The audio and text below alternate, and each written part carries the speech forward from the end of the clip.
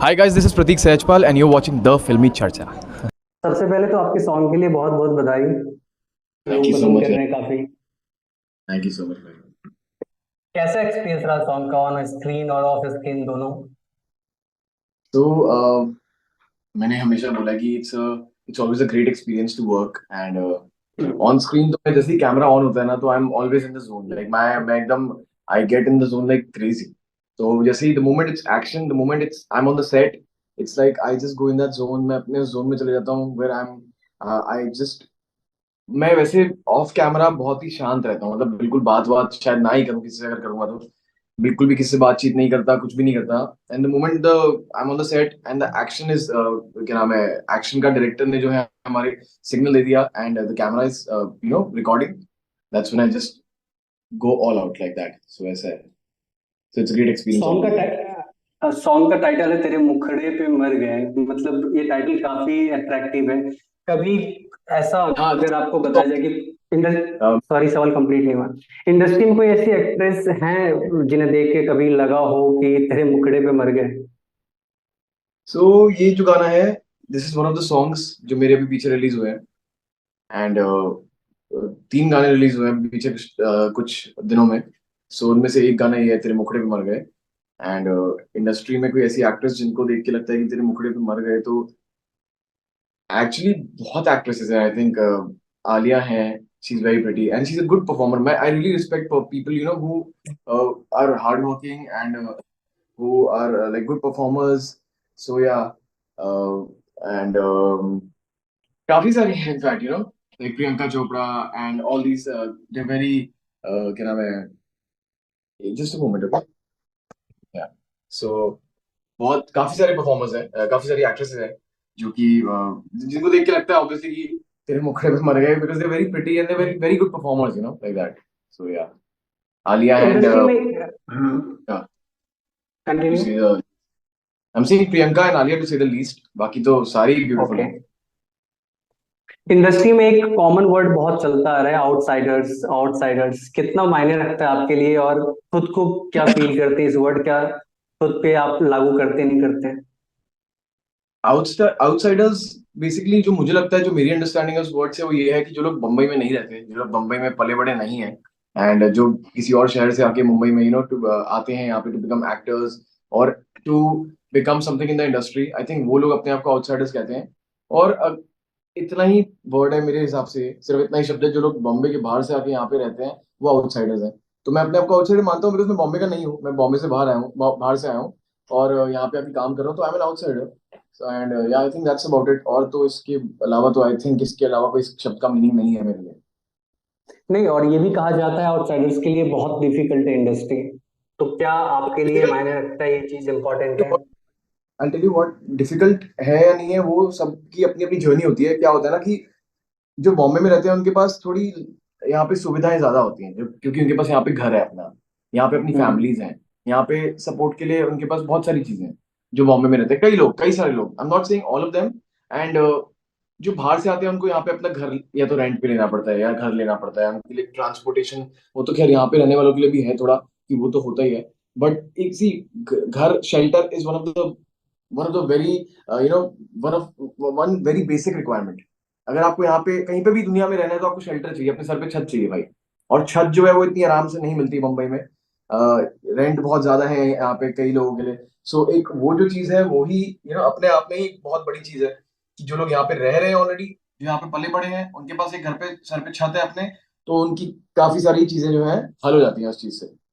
कि चलो ठीक है यार, अब अपना क्या नाम है, हमारे पास घर तो है, हमारे पास यहाँ पे फैमिली है, तो हमारे पास कम से कम एक चीज तो सॉल्व है अपने। अब हम फोकस कर सकते हैं इस चीज पे।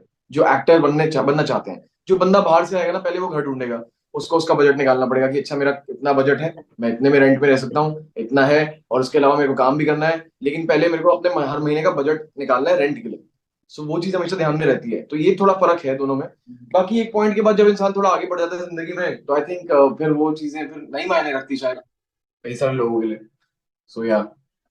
किसी का स्ट्रगल चाहे कितना भी लंबा हो, लेकिन जो फेम मिलता है वो कभी कभी रातों रात भी मिल जाता है। फेम किसी शो के यस। जरिए या किसी एक किरदार के जरिए। तो लेकिन फेम मिलने का, जैसे आपको बिग बॉस से एक फेम मिला, ओटीटी, तो इसको मेंटेन करना मतलब कितना डिफिकल्ट होता है? मेंटेन करने के लिए क्या क्या जरूरी है? क्योंकि आसान होता है फेम मिलना किसी शो के थ्रू, एक किरदार के थ्रू, एक रातों रात बन सकते हैं स्टार, लेकिन मैं मेंटेन करना कितना डिफिकल्ट है? मैं एक बात कहना चाहूंगा कि रातों रात जो बिग बॉस में आप फेम कह रहे हैं, या किसी भी शो में या किसी भी फिल्म में भी फेम मिलता है, ऐसा तो है नहीं कि बंदा अचानक से ही सो के उठा और उसने बोल दिया कि भैया मैं फेमस होना चाहता हूँ, और फिर वो फेमस हो गया। मैंने हमेशा एक बात बोली है कि रातों रात फेमस होने के लिए भी कई सारे महीने, कई सारे साल, कई सारी रातें स्ट्रगल बीत, पुराना। कई सारी रातें बीती होती हैं। तो हम्म। अगर समझ लो हम किसी की भी बात करते हैं, किसी भी सुपरस्टार की बात करते हैं, XYZ की, अगर वो रातों रात हमको लग रहा है कि सक्सेसफुल हो गया, उसकी एक फिल्म आई वो सक्सेसफुल हो गया, बहुत हिट हो गया, सुपर डुपर हिट, सुपरस्टार बन गया, शाहरुख खान हो गया, सलमान खान हो गए, लेकिन इन्होंने पहले जिंदगी में कितनी मेहनत करी है यार उस एक रात सक्सेसफुल होने के लिए, उस एक रात से उठ के सुबह सक्सेसफुल होने के लिए उससे पहले कितनी रातें बीती होंगी जब ये सोए नहीं होंगे, रात भर मेहनत करी होगी, दिन भर मेहनत करी होगी, भूखे प्यासे सोए नहीं सोए, कुछ भी किया होगा, काफी कुछ किया होगा। रातों रात सक्सेसफुल होने के लिए भी बहुत सारी रातें बीतती हैं, मैं हमेशा बोलता हूँ ये चीज। एंड मेंटेन करना उसको, देखो हर दिन सेम नहीं होता, every day is not Monday, Monday Tuesday Wednesday हर दिन अलग है, हर उंगलियां पांचों अलग है। तो मुझे लगता है कि मेंटेन, हर रोज आपको सेम एक्सपीरियंस नहीं मिलेगा लाइफ में, आपको हर रोज अलग अलग एक्सपीरियंस मिलेगा, लेकिन हर दिन कुछ नया होगा।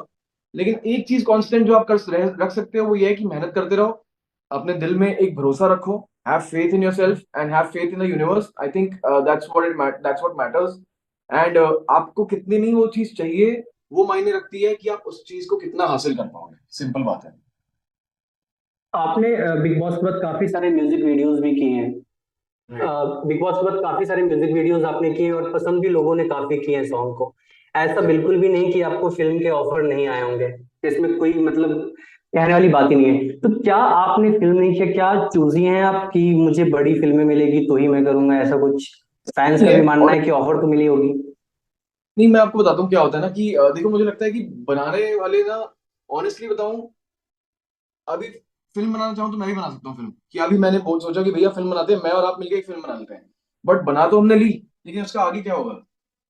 हमने शूट तो कर लिया, लेकिन शूट कैसे किया, बनाया क्या, क्या स्टोरी है, क्या नहीं है, क्या है क्या नहीं है भाई, बनाने के बाद उस फिल्म का मेरे करियर पे क्या इम्पैक्ट पड़ेगा, क्या नहीं पड़ेगा, आपके करियर पे क्या इम्पैक्ट पड़ेगा, उससे आपको आगे काम मिलेगा नहीं मिलेगा, आपके लिए कहीं एंट्रियां तो नहीं ब्लॉक हो जाएंगी, या मेरे लिए कहीं एंट्रियां तो नहीं ब्लॉक हो जाएंगी, ये भी सोचना पड़ता है। तो ऐसा नहीं ऑफर्स नहीं आए, कई सारी चीजों के मुझे ऑफर्स आए हैं जो मुझे लगा कि यार मैं शायद ना करूँ ना, अभी बेहतर है। जल्दबाजी में कोई भी डिसीजन लेने से अच्छा है कि भैया थोड़ा सब्र कर लो, कोई दिक्कत नहीं है। बट ऐसा नहीं कि यार हाँ फिल्म आ गई तो कर लो यार, कर लो, कर ली फिल्म, कर ली, लेकिन फिल्म जो करी उसके बाद जब देखी कि फिल्म कैसी बनी है, तो फिर सोचा कि यार क्या बन गया यार, अब क्या करूंगा मतलब मैं, और चार लोग देख के और बोलेंगे कि भैया ये तो क्या ही कर लिया तुमने, अब तो हम भी जो तुमको साइन करने वाले थे हम भी नहीं करेंगे तुमको साइन, क्योंकि तुमने तो काम चलो जैसा भी किया, अच्छा किया बुरा किया वो अलग बात है, लेकिन जहां तुमने काम किया वो तो भैया एकदम थर्ड क्लास है। तो वो चीज है कि बनाने बनाने को तो चीजें बतेरी बन जाती हैं, बट बनाने के बाद और बनाने से पहले pre and post production, during the shoot वाला प्रोडक्शन वाला, एवरीथिंग मैटर्स अ लॉट। छोटी छोटी चीजें जो है ना, ये मैं तो कह रहा हूँ, मैं उन लोगों में से हूँ यार कि मेरे को मैंने कई सारे इंसिडेंट सुने हैं कि अ, राज कपूर जी ने फिल्मों के लिए कई बार किसी किसी फिल्म के लिए 1 रुपए में फिल्म साइन कर ली, अपना नसीरुद्दीन शाह है, फिर अपने नाना पाटेकर है, उन्होंने फिल्में बहुत सस्ती सस्ती साइन कर ली। I am one of those people कि मैं, मुझे प्रॉब्लम नहीं है, मेरे को पैसे ना दो चलेगा, लेकिन कंटेंट और वो फिल्म की जो प्रोडक्शन होनी चाहिए ना, वो ऐसी होनी चाहिए कि हाँ सस्ती फिल्म बनाओ, लेकिन ऐसी बनाओ कि देख के लगे कि हाँ डेप्थ है इस फिल्म में, लगे यहाँ पे छुए। सो मेरे को वो मायने रखता है यार मेन। तो फिल्में नहीं तो फिल्में तो कोई भी बना लेता है, फिल्में तो भैया हर बंदा बना सकता है, कोई दिक्कत नहीं है उसमें, आई थिंक या। ये अच्छे वर्क के लिए क्या अच्छे पीआर की जरूरत होती है? एक फैन का सवाल था आपका। क्योंकि अच्छे वर्क आपको इंडस्ट्री में चाहिए तो क्या अच्छा पीआर जरूरी है? कितना इंपॉर्टेंट है पीआर का रोल? देखो पीआर का रोल इम्पोर्टेंट है, पीआर का रोल इम्पोर्टेंट अलग अलग तरीके से है। जैसे सपोज अगर मैं, मेरी थोड़ी नेगेटिव इमेज है, मुझे अपनी इमेज को पॉजिटिव करना है, तो I will probably higher a PR, कि यार मैं जो है ना, मेरी थोड़ी इमेज सही नहीं हो रही है, एंड वो मुझे सजेस्ट करेंगे कि भैया ऐसे ऐसे है तो आप ऐसे ऐसे करो, ये जब सब चीजें करो तो आपकी इमेज जो है ना पॉजिटिव होगी, आपकी इमेज यहाँ से आप यहाँ पहुंचोगे, आपकी इमेज बिल्ड होगी, and you know you will probably come in a good light and all that. But at the same time I believe कि यार मैं ना बहुत अलग तरीके का इंसान हूँ, मुझे लगता है नसीब बहुत मायने रखता है। कई कई लोग जो है ना कभी कहीं दिखे नहीं होते जिंदगी में, कोई उनका पीआर नहीं होता, कोई कुछ नहीं होता, कहीं से वो, कहीं से भी रैंडमली उठ के ना, उनके नसीब में होता है ना, क्योंकि वो चीज तो वो पहुंच जाता है कहीं ना कहीं। सो पीआर इंपॉर्टेंट है, at one point, after a point important है पीआर, अपने आप को पब्लिसाइज करना, अपने आप को शो करना, वो बहुत जरूरी है। बट मुझे लगता है कि जस्ट बी रियल। अगर आप पीआर भी करवा रहे हो ना, तो पीआर में भी you have to be real. ये नहीं कि भैया just for the sake of camera कुछ भी कर रहे हैं कि यार अच्छा मैं तो ऐसा हूँ, मैं तो वैसा हूँ। अगर आप जैसे हैं ना, आप वैसे ही रहिए। सो अगर आप पीआर भी करवा रहे हैं, just be real. I think that's what's gonna be. अगर आप कल को किसी के सामने आमने सामने मिल गए, आप तो अलग अलग तरीके से बिहेव करेंगे, तो फिर वो तो कहेगा कि भैया हमने तो आपको ऐसे देखा है, आप तो अलग है। लेकिन so I just believe that you just be real. PR आप हायर करें या ना करें, ऐसा नहीं है कि पीआर के बिना काम नहीं मिलने वाला। It's a bonus, it's a plus point, है ना। सो आई थिंक प्लस पॉइंट अच्छा, अगर होगा तो अच्छा है, नहीं होगा तो भी ऐसा नहीं है कि आपको जिंदगी भर काम नहीं मिलने वाला। आप एकदम लॉस्ट हो जाएंगे, बर्बाद हो जाएंगे। काम मिलेगा उसके बगैर भी। बट होगा तो अच्छी बात है, ठीक है। If you can afford it, go for it, no problem. आपके आपके फेवर में या आपके अगेंस्ट हो या कंट्रोवर्सी हो कुछ भी, या डेटिंग रूमर्स बोल सकते हैं आप, कोई भी ऐसी न्यूज जो आप शायद पसंद ना करते हो, इस तरह की न्यूज अगर आपको देखने को मिलती है तो आपका रिएक्शन क्या होता है, किस तरह लेते हैं आप उसको? मुझे लगता है कि लोगों के पास कितना टाइम है यार, कि मेरे बारे में कुछ ऐसी न्यूज निकाल रहे हैं कि मेरे को कुछ पता ही नहीं उन चीजों सब चीजों के बारे में। एट द सेम टाइम मुझे लगता है कि चलो ठीक है, मैं इतना इतना फेमस हूँ कि मैं चर्चे में तो हूँ कम से कम, चलो चलेगा मुझे। चाहे मैं इतना फेमस हूँ या नहीं हूँ, किसी ना किसी के दिमाग में कहीं ना कहीं तो मैं बैठा हूँ। तभी तो वो बोल रहे हैं ऐसी बातें, नहीं तो नहीं बोलते। अगर मैं इंपॉर्टेंट नहीं हूँ उनकी लाइफ में, तो वो नहीं मेरे बारे में बोलते हैं ना। अगर मैं इंपॉर्टेंट हूँ तभी बोल रहे हैं। So that makes me happy यार, इट्स ओके, चलेगा उनको। जो भी बोल रहे हैं, अगर बोल रहे हैं तो ठीक है भाई, खुश रहो जिंदगी भर आप, गॉड ब्लेस यू यार। बोलते रहो मेरे बारे में, और मेरे को ही फायदा है उससे, मेरे को क्या नुकसान है यार। बिग बॉस के हिस्सा आप पहले भी रह चुके हैं, तो इस साल के बिग बॉस को कितना सीरियसली ले रहे हैं आप? टाइम दे रहे हैं या बिल्कुल ही नहीं? नहीं, मैं नहीं देख पा रहा एक्चुअली, टू बी ऑनेस्ट। कुछ कुछ चीजें बीच बीच में देख ली थी, एंड कुछ कुछ चीजें कभी कभार अपने सोशल मीडिया पे आ जाती हैं। अदरवाइज मैं नहीं देख पा रहा, एपिसोड्स तो नहीं देख पा रहा। मुझे अपने बिग बॉस के बाद कोई बिग बॉस पसंद नहीं आया, सही बताओ तो। मतलब मुझे सिर्फ अपना सीजन, क्योंकि हमने जिया है वो, एक एक इमोशन हमको फील याद है कि क्या क्या था। अब मैं रिलेट नहीं कर पाता किसी से, ऑनेस्टली। फैंस बहुत ही मतलब एक्साइटेड रहते हैं कि कब आने वाले प्रोजेक्ट्स आपके कौन से हैं, नेक्स्ट कौन सा होगा, नेक्स्ट कौन सा होगा। तो कुछ हिंट देना चाहेंगे आप? जैसे अभी कुछ देर पहले आपने बताया फिल्म को लेके कोई अच्छी मिले, तो क्या कुछ पाइपलाइन में है कुछ? चीजें तो चलती रहती हैं, देखिए बातें चलती रहती हैं, चीजें होती रहती हैं, बातें चलती रहती हैं। We are always in talks कि अच्छा ये प्रोजेक्ट है, ये प्रोजेक्ट है, ऐसा है वैसा है। Then it comes down to some things कि वो करना है या नहीं करना, वो भी अल्टीमेटली एक बात आ जाती है। तो हाँ, कई सारी चीजें हैं जिनकी बातें चल रही है, जो हो रही हैं। एंड ऊपर वाले पे पूरा भरोसा है, जो हो रहा है अच्छा हो रहा है। बस हाथ जोड़ के जो भी वो चाहेगा वो करवा ही लेगा। अगर कुछ लिखा है मेरे नसीब में, तो वो जो है ना, वो बैठा ऊपर, मैं जितना भी कोशिश कर लूँ कि नहीं करना, वो हो ही जाएगा। और अगर मैं कुछ मेरे नसीब में लिखा है, तो मैं जितना भी उससे, ये नहीं लिखा ना अगर कुछ, तो मैं जितना भी करने की कोशिश करूँ वो नहीं होने वाला। So I think it's all in his hands. वो जो चाहेगा वो होगा, और बढ़िया ही होगा। बस पूरा भरोसा है, मेहनत कर सकते हैं हम, बस और क्या, मेहनत आप कर रहे हैं। आपने कुछ देर पहले बताया कि फिल्म अच्छी नहीं मिल रही, बनाना आसान होता है। तो क्या आपके माइंड में कुछ है ऐसा कहानी, ऐसा किरदार किस तरह का मिलेगा तो मैं सोच सकता हूँ? ऑनेस्टली ऐसा कुछ भी नहीं है। मैंने कभी भी किसी चीज को ना, I have never narrowed down anything to anything कि यार यही मिलेगा तो मैं करूंगा। मैं सब कुछ करने के लिए तैयार हूँ। I am open for everything, to be honest. And यार फिल्म मिलना, एक अच्छी फिल्म मिलना, एक अच्छे कॉन्सेप्ट, एक अच्छी स्टोरी मिलना ही बहुत बड़ी बात होती है। जैसे मैंने बोला कि बजट एंड पैसा वैसा, मैं इन सब चीजों में ध्यान ही नहीं देता। मैं आर्टिस्ट हूँ यार, आई am an artist in the truest form. I don't मैं कभी इस बात पे आके, कोई अच्छी स्टोरी मुझे लगेगी तो मैं इस बात पे आके नहीं अटकूंगा कि भैया तुमने मेरे को इतने पैसे कम दे रहे हो, तो मैं नहीं करने वाला।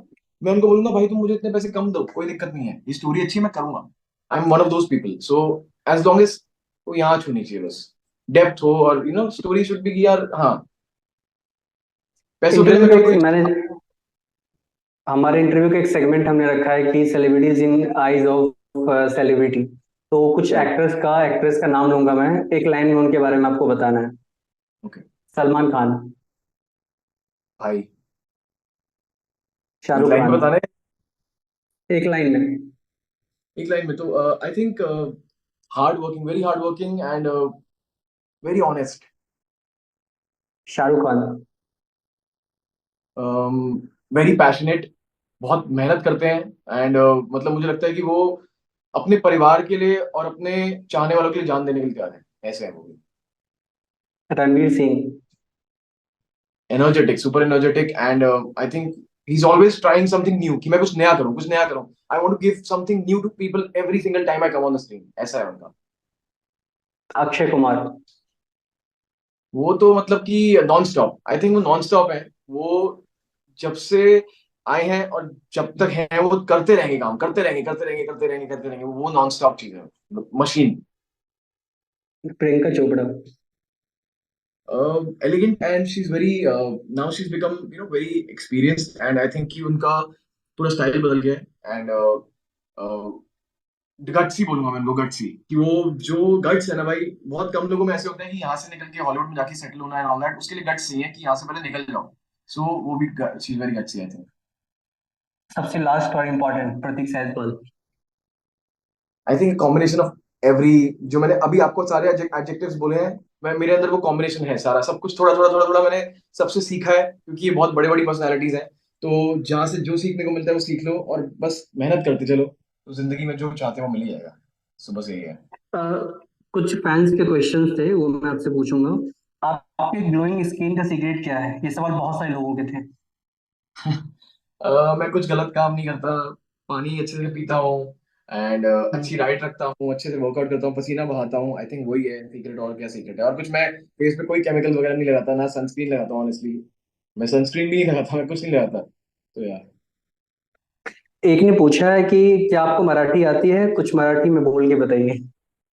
थोड़ी थोड़ी आती है, जैसे कि थोड़ी थोड़ी, मतलब कि काय झाला, कसं काय, ये सब आता है बस थोड़ा थोड़ा। और कुछ खास नहीं।